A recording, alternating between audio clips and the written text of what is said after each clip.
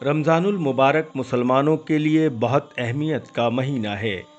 اس مہینے میں روزہ، نماز، قرآن کی تلاوت کر کے صدقہ اور عبادت میں اضافہ کرتے ہیں۔ یہ مہینہ انہیں اللہ کی طرف روحانی طاقت اور ہدایت حاصل کرنے کا موقع دیتا ہے۔ اس کے علاوہ رمضان میں مسلمان ایک دوسرے کے ساتھ محبت، خیرخواہی اور انسانیت کا اظہار کرتے ہیں۔ یہ مہینہ انہیں تقوی اور صبر کی تعلیم بھی دیتا ہے۔ رمضان المبارک مسلمانوں کے لیے روحانی، سماجی اور انسانیت کی بنیاد ہے، اور اسی مہینے میں قرآن پاک بھی نازل ہوا۔ قرآن شریف مسلمانوں کے لیے اللہ کا کلام ہے، جو ان کی زندگی کی روشنی اور ہدایت کا ذریعہ ہے۔ اس میں اللہ کے حکم اور انسان کی رہنمائی اور زندگی کے مختلف پہلوؤں پر واضح حکم اور توجہ دی گئی ہے۔ قرآن شریف ایمان کی بنیاد ہے اور مسلمانوں کے لیے زندگی کا راستہ دکھاتا ہے۔ اس کے علم اور عمل سے انسان اپنی دنیا اور آخرت دونوں کی فلاح حاصل کرتا ہے۔ اس لیے قرآن شریف مسلمانوں کے لیے بہت بڑی اہمیت کا حامل ہے۔ تراویح نماز رمضان کے مہینے میں رات کو پڑھی جاتی ہے، اور اس کا مقصد قرآن پاک کو پورا ختم کرنا ہے۔ یہ سنت نماز ہے جو 20 رکعت پر مبنی ہوتی ہے۔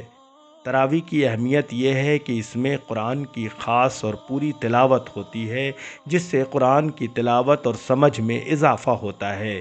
اس کے علاوہ تراویح نماز پڑھ کر مسلمان اپنی روحانیت کو بھی تقویت دیتے ہیں، اور رمضان کے مہینے میں عبادت اور تقوی میں اضافہ ہوتا ہے۔ نماز تراویح شرگھاٹی کی الگ الگ مسجدوں مدرسوں میں بھی ادا کی گئی۔ قرآن پاک مکمل ہونے پر ایک دعائیہ تقریب کا انعقاد بھی کیا گیا، جس میں ذمہ داران نے تراویح کی نماز پڑھانے والے حفاظ کرام کا پھولوں کے ہار سے استقبال کیا، اور انہیں تحفے اور نذرانے پیش کیے گئے۔ شرگھاٹی جامع مسجد میں حافظ مفتی محمد وسیم، مدرسہ محمودیہ شرگھاٹی میں محتمم قاری قطب الدین لودھی، شہید مسجد میں حافظ فدائے رسول عرف عاشقین، گڑھ محلہ اقرا مسجد میں حافظ مولانا ادریس رضا مصباحی، مولانا درگاہ بڑی مسجد میں قاری محمد امتیاز عالم، رمنا عمر فاروق رضی اللہ عنہ مسجد میں حافظ توقیر عالم، لودھی شہید مدرسہ قادریہ رضویہ میں قاری رضوان، گڑھ محلہ مدرسہ تجوید القرآن میں حافظ مفتی مختار قاسمی، شمالی محلہ مسجد میں مولانا حامد رضا، میاں باڑہ مسجد میں حافظ سید جاوید، ہٹیا محلہ خان مسجد میں حافظ ساجد رضا، غوثیہ مسجد میں حافظ حسنین رضا، لگن تکیہ مدینہ مسجد میں حافظ حامد خان، نئی بازار طیبہ مسجد میں حافظ معراج قادری، بار حسین گنج جامع مسجد میں حافظ محمد صدام حسین، حمزہ پور نوری مسجد میں حافظ شبیر رضا، مسجد حمزہ میں مفتی ایمن باری، قدیمی مسجد حمزہ پور میں حافظ سید آصف اختر، بیدہ کی قدیمی مسجد میں حافظ کلیم اشرف، مسجد بلال میں حافظ مفتی رکن الدین، صفی چک مسجد عمر رضی اللہ عنہ میں حافظ مولانا زاہد، محبت پور غوثیہ جامع مسجد میں حافظ قاری غلام قادر، سونے کھاپ مسجد میں حافظ شاہجہاں کبیر نے تراویح کی نماز میں قرآن پاک سنایا۔ بہرحال ایک بار پھر رمضان المبارک کا مہینہ اللہ کی رحمتوں، برکتوں اور فضائل کے ساتھ گزر رہا ہے۔ عمران علی، ویژن آج کل۔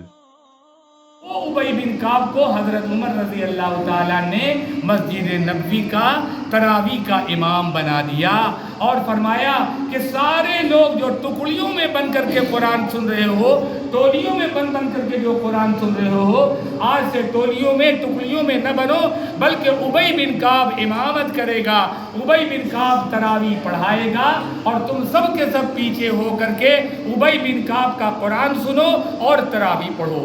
تو تراویح اس کا مطلب اللہ کے نبی صلی اللہ علیہ وسلم کی مرضی بھی تھی، خواہش بھی تھی۔ یہ وہ مقدس کتاب ہے جس کے بارے اللہ نے مجھے فرماتا ہے ذالک الکتاب لا ریب فیہ، کہ یہ وہ کتاب ہے جس میں شک شبہ کی کوئی گنجائش ہی نہیں ہے۔ کوئی مذہبی کتاب ایسی نہیں ہے جسے کوئی بھی انسان آج تک یا قیامت تک اپنے سینے میں محفوظ کیا ہو اور زبانی یاد کیا ہو۔ تنہا قرآن مجید ہے کہ 6 سال 7 سال 8 سال کا بچہ اپنے سینے میں قرآن مجید سما کر، توریت، زبور، انجیل یہ صرف کتاب ہے، کتاب کے معنی ہوتا نوشتہ لکھا ہوا، کتاب کے معنی نوشتہ لکھا ہوا، لیکن قرآن کریم کتاب بھی ہے کلام بھی ہے، یہ کتاب اللہ بھی ہے کلام اللہ بھی ہے، یعنی اللہ کی کتاب بھی ہے اور اللہ کا کلام بھی ہے۔